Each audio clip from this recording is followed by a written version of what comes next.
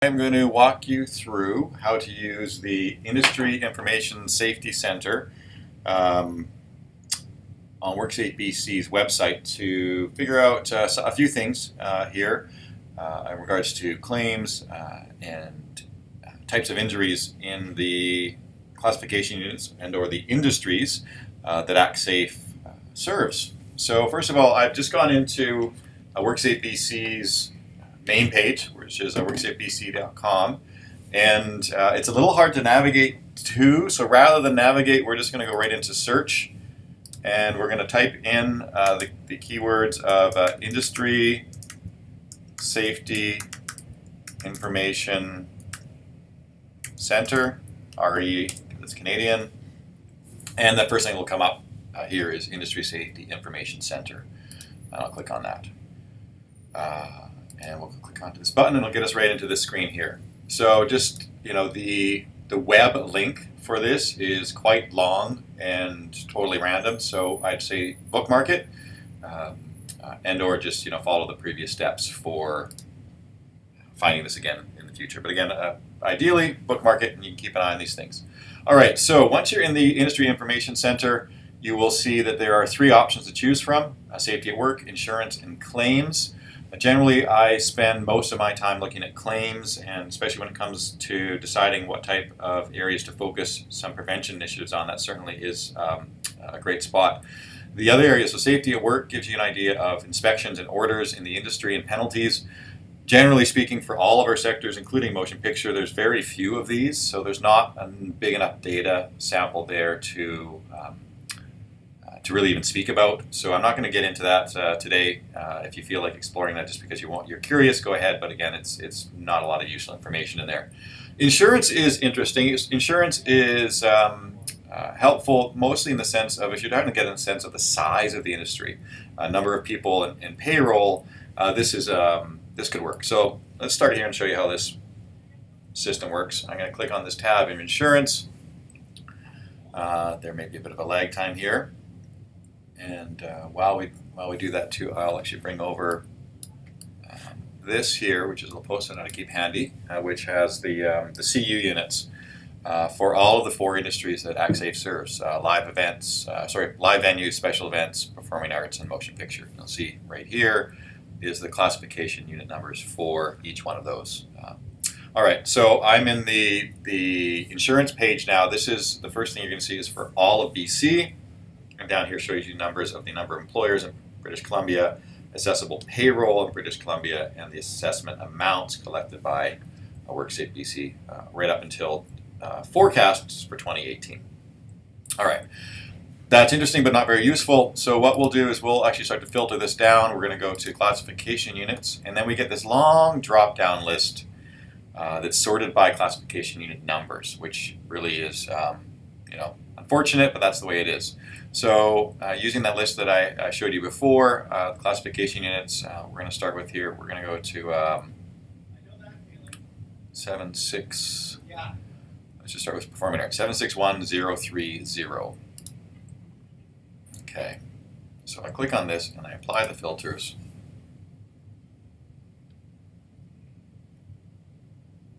Get the same information, but now it's specifically for that one industry. You can verify that by, again, looking down here in the filters applied, performing arts. Okay, so now we're looking at data that's more specific to this one sector.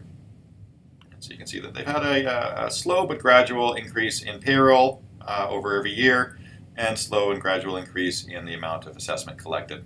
And there's just some simple charts here that you can use as well. That's pretty well all you get out of this section. As far as the insurance figures go, number of employers as well.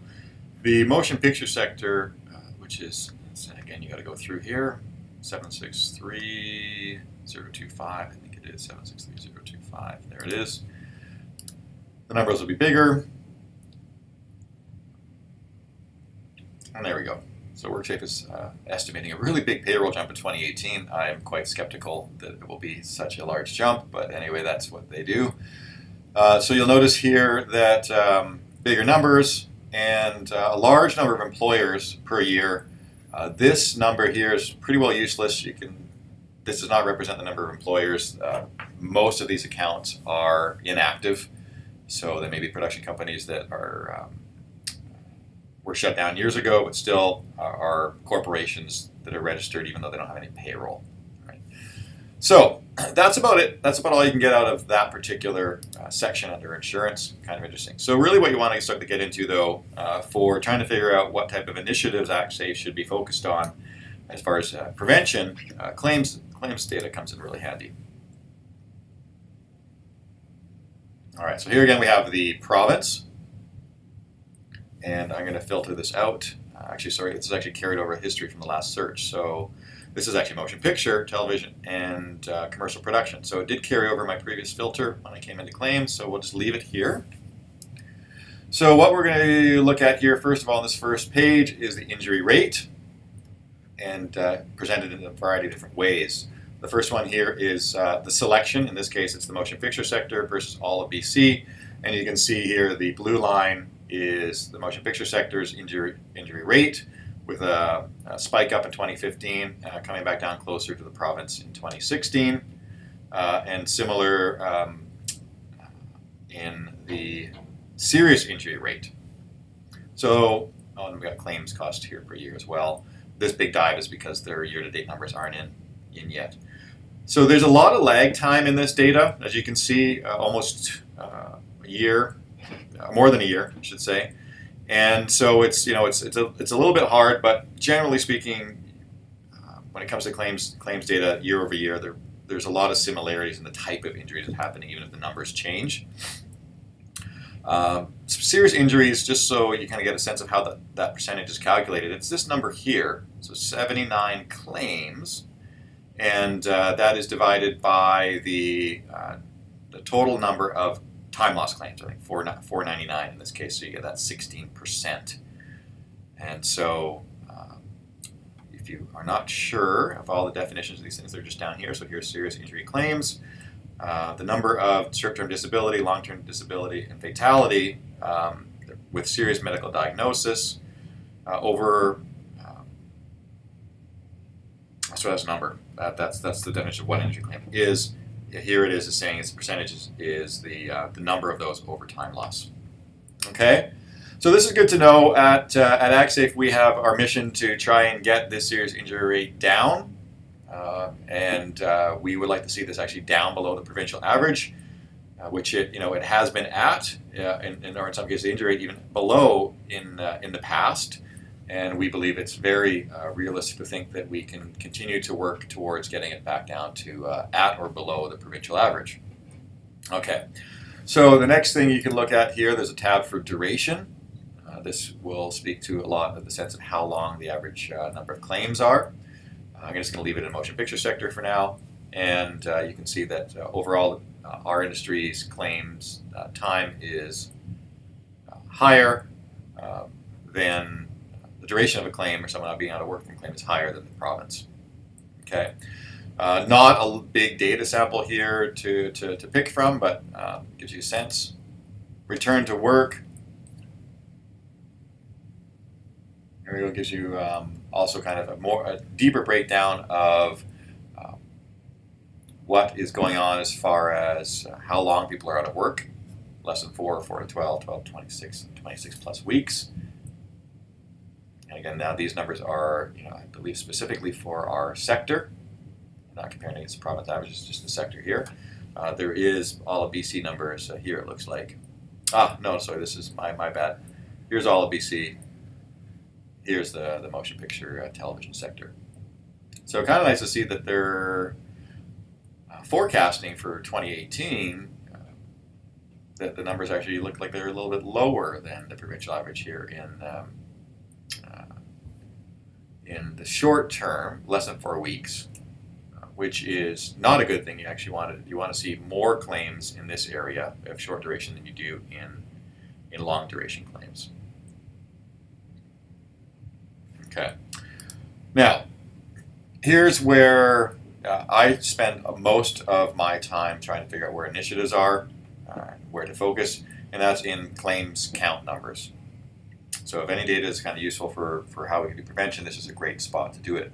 So the main page here focuses on short-term and long-term disability claims, new and young worker claims, and ergonomic claims, with an interesting table down here as well. But what you can start to do is, if you actually want to start taking a look at data to decide where to focus, you can start to do things like, let's just do age group. So is there an age group that is having a lot of injuries? You can see here now that, of course, their cost and count comes up for this particular filter. And the largest age group of injuries, surprisingly, is 45 to 54. And the next, of course, is 35 to 44. So not as a lot in this kind of middle age group, right? And that probably, that tracks pretty closely with the claims cost. As a matter of fact, that 45 to 54 is significantly higher in claims cost, right? So that's one way to look at it. We don't have a lot of initiatives here at Actsafe that are age focused. However, most of ours are injury focused. So we can look at a source of injury and see here, for example, that 22.7% of claims come from working surfaces. So working surfaces basically is a flat surface that someone slips, trips, or falls from in most cases. And that makes a lot of sense. Falls generally do represent the largest number of claims. Vehicles come in pretty close. These could be vehicles that aren't necessarily in motion. Actually, in most cases, they probably are not in motion. It's not a motor vehicle accident, but somehow a vehicle was involved in the injury. Could have been someone fell against it or off of it. So that can be there as well. So that's a good spot to explore. When you have some time, you can switch to nature of injury. And this tells you what type of things are happening. Sprains and strains are a big source of injuries, almost 40%, 37%. That's wrong. That's actually over 50% are strains, with 17 being back alone. Fractures, lacerations, contusions pick up almost another 30%, or over 30% there too. And then we start to decline from that area here. Here's a breakdown on cost as well. You can see here now fractures, how high the costs are, even though they're maybe not the highest as far as count goes, because of the medical attention that's required.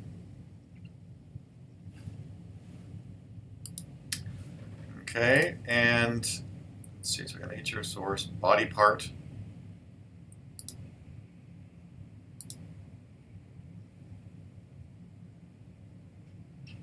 So something's happening. Wrist, fingers, and hands represent a large portion of claims, as do ankle, toes, and feet. So that makes you start to ask questions about, what might have been able to prevent some of those high claim count injuries, ankle, toes, and feet. I would start to ask myself, I want to dig in a bit deeper to what's going on with footwear, for example, and wrist, fingers, and hands. I'd like to kind of learn a little bit more about what's going on with gloves or any type of hand protection PPE. And so you can kind of start to look down through here. And, again, this is very, very high level stuff, but it starts to help you ask some questions so that we can do a deeper dive into that. Occupation. Unfortunately, this could be a really useful tool. However, as you'll see, the way that WorkSafe captures their occupational data, almost half of the claims counts and cost are categorized into these other technical or support occupations. That's because the industry, in this case, it's the motion picture sector we're looking at, but it's the same in the performing arts. It has all these different and unique job titles that aren't captured by national employment or not national occupational codes, so they end up getting slotted into these other categories. However, there are a few that do make the list: actors and comedians, drivers, and carpenters. And there are a few in the camera department that actually have their own category as well. but it's unfortunately not particularly helpful here. This is an area where hopefully we can get data, qualitative data from our members and our committees, and that's how we kind of fill that hole for now. Okay, so that's how this works. So actually, the claims cost. Let's take a quick look here, and you can do the same thing. This starts to talk again, just a graphical representation of costs and days lost in the sector we've selected here, which is motion picture. Generally speaking, this is not particularly helpful. I find that going into the claims count and pulling up those pie charts using the filter brings up the costs anyway, said here. So that would be, to me, kind of the best way to start your search.